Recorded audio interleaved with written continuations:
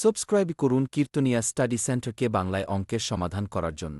60টি কলম বিক্রি করে একজন ব্যক্তি 12টি কলমের বিক্রয় মূল্যের সমান লাভ করে, তবে তার লাভের শতকরা হার কত?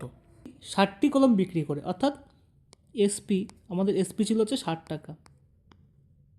60টি কলম ধরো আমি 60 টাকায় বিক্রি করছি।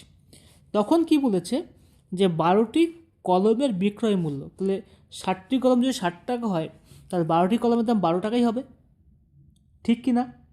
60টি কলম যদি 60 টাকায় বিক্রি করি তাহলে 12টি কলম 12 টাকায় বিক্রি করেছিলাম, এই 12 টাকাটা আমি লাভ করেছি, ঠিক আছে? যখন 12 টাকা লাভ করছি আর 60টি কলমে 60 টাকায় বিক্রি করছি, যখন 12 টাকা লাভ করছি তাহলে ক্রয় মূল্য কত হচ্ছে? নিশ্চয়ই 12 মাইনাস করছি, তাহলে কত হচ্ছে?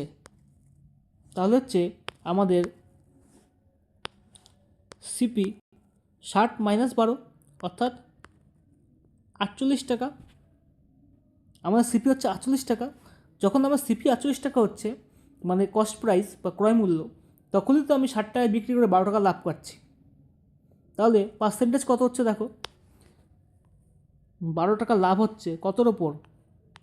48 টাকার ওপর, ইন্টু 100%। তাহলে কত হচ্ছে? 4 বরং 48,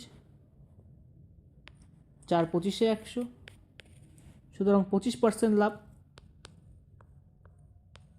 তাহলে আমাদের অ্যান্সার হচ্ছে কত? 25%। অপশন নম্বর 3 হচ্ছে আমাদের সঠিক অ্যান্সার। আর ভিডিওটি ভালো লাগলে অবশ্যই লাইক এবং শেয়ার করে দিও।